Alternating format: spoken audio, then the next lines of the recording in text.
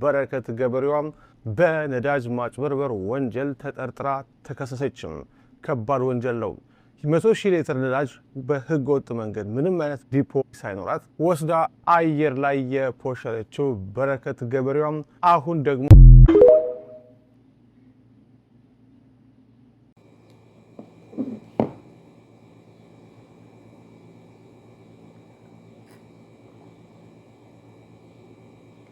በረከት ገበሬዋ መልስ ሰጠች ብለን መተናል። ዛሬ እንግዲህ ምን አገባሽ ምንድነው ወዴት ነው ልትሉ ትችላላችሁ። አንዳንድ ሰዎች ሁላችሁም አይደላችሁም፣ ግን አግብቶኝ ተመልክቶኝ ሳይሆን ሀሳብ ልሰጥ ነው ማለት ነው። እንግዲህ በረከት ገበሬዋ ብዙዎች የምናውቃት ናት ማለት ነው። በጣም ጀግና ነች። ከዛ ባሻገርም ደግሞ እንግዲህ በምታደርጋቸው ነገሮች ሁሉ ብቻ በጣም ደስ የሚል ነገሮች አሏት። ነገር ግን እንግዲህ በሰሞን እጅግ በጣም አሰቃቂ ሁኔታ በሷ ስም የተለያየ ወሬ ሲወራ ነበር ማለት ነው።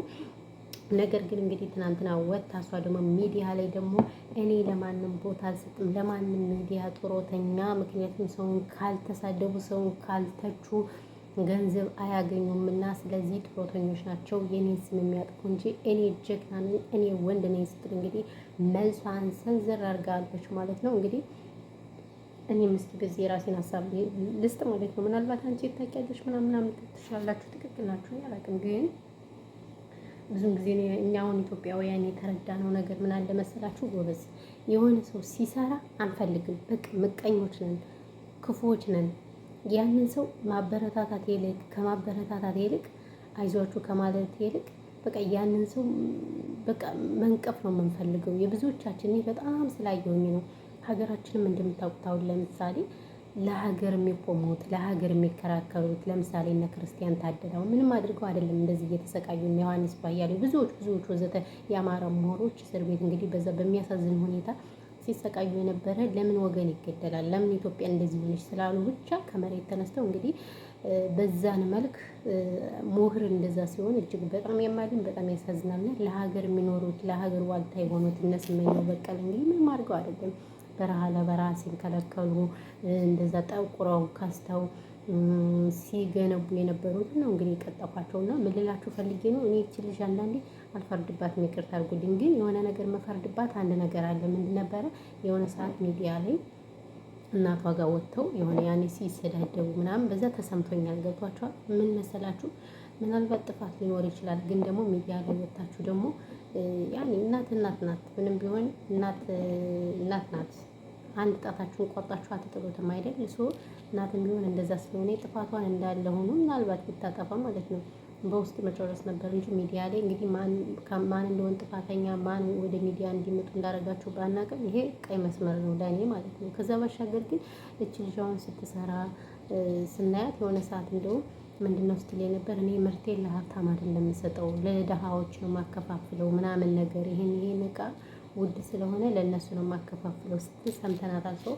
አሁን ይሄ ነገር ጥሩ ነው። ምክንያቱም አሉ በሆዳቸው ብዙ ነገሮችን አድርጋ አይተናታል። እንግዲህ እኛ ማለት በበኩላችን ሶሻል ሚዲያ ያለው ሰው ምናልባት ሁሉም ያለው እና ምን ልላችሁ ፈልጌ ነው እንግዲህ በሰሞን እጅግ በጣም በሚያሳዝን ሁኔታ ናፍጣ በዚህ እንደዚህ አድርጋለች ምናምን በሚለው እንግዲህ ይሄ ማን ዘሀበሻ የሚባለው ሰውዬ እኔ ብዙ ማለት ይቅርታ አድርጉልኝና በፊት ይከታተለው ነበር። አሁን ግን የሚያወራው ነገር ራሱ ውሸት ነው የሚመስለኝ። ለምን ፓስፖርት 100,000 ብር ሲሸጥ ነበረ ምናምን ሲሰምቸው ከዛ ብቻ ድሮ እኔ እውነት የሚያወራ አይመስለኝም ዘሀበሻ የሚባለው ሰውዬ ማለት ነው። እና እሱ ነው እንግዲህ እንደዚህ ሲል የነበረ ማለት ነው።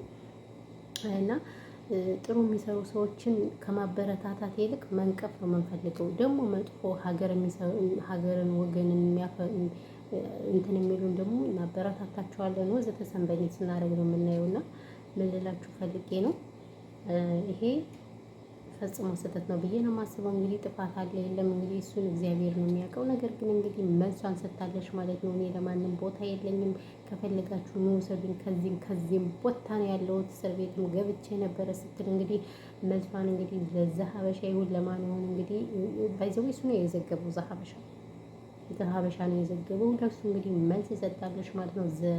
ፊራ የሚባለው ሰውዬ ባለበት 16,000 ሀሪተኛ ሰው እኮ ወሬ ግን በጣም የሚወደው እውነት ለመናገር 16,000 ህዝብ ባለበት እንግዲህ መልሷን ሰንዘር አድርጋለች ማለት ነው። ያለው ነገር ይሄ ነው።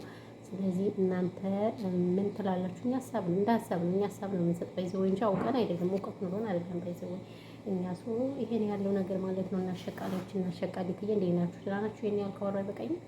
አዎ መረጃ 2 ደቂቃ 3 ደቂቃ ይበቃኛል ማለት ነው። መረጃ አዎ ለመረጃ ቆፍጠን ያለ መረጃ ይሄን ያህል ካወጣው በቂ ነው። እና ቅመሞችና ቅመማ ቅመሞች ያው አሁን ሙቀት ነው።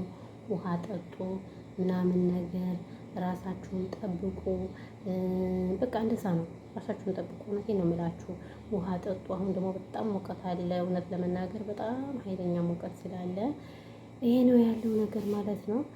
ስለዚህ እንዴት ናችሁ? ምን አዲስ ነገር አለ?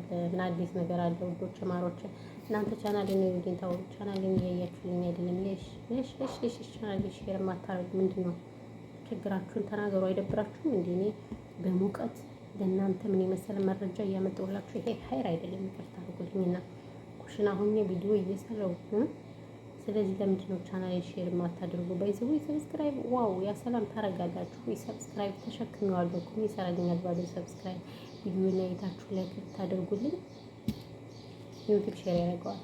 ባይዘው እነዚህ የድሮ ቻናሎች ዝፍተናቸው አይታዩም፣ እይታቸው የለውም ማለት ነው። የድሮ ቻናሎች አሁን የሚከፈቱ ቻናሎች ናቸው ምርጥ አክቲቮች ማለት ነው። ሶ እንደዛ ነው ያለው ነገር ማለት ነው። እና እንዴት ናችሁ? ደህና ናችሁ ወይ አይደል? ስለዚህ ላይክ አድርጉ። ቪዲዮ የምታዩ ሰዎች ላይክ አድርጉ። ተው የግዴታ እኔ አሁን ወይ እምነት ወይ ምናምን እየተሳደፉ ከመጣው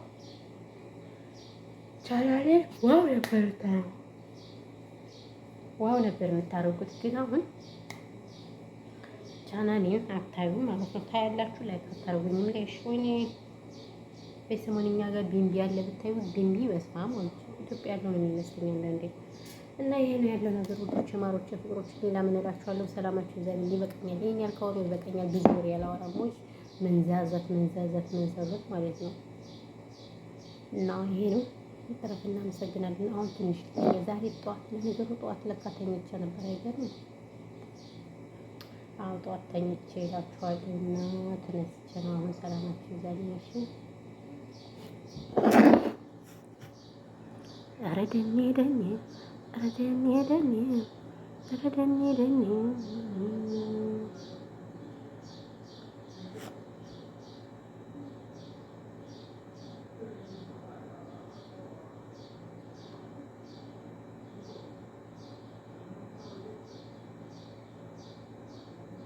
ምንድን ነው የሚለው? ይሄ ደግሞ ቪዲዮ ሊሰራ አላሰረኛል። እነዚህ የተረገሙ እርጉሞች ማለት ነው። የተረገሙ እርግማኖች ትይ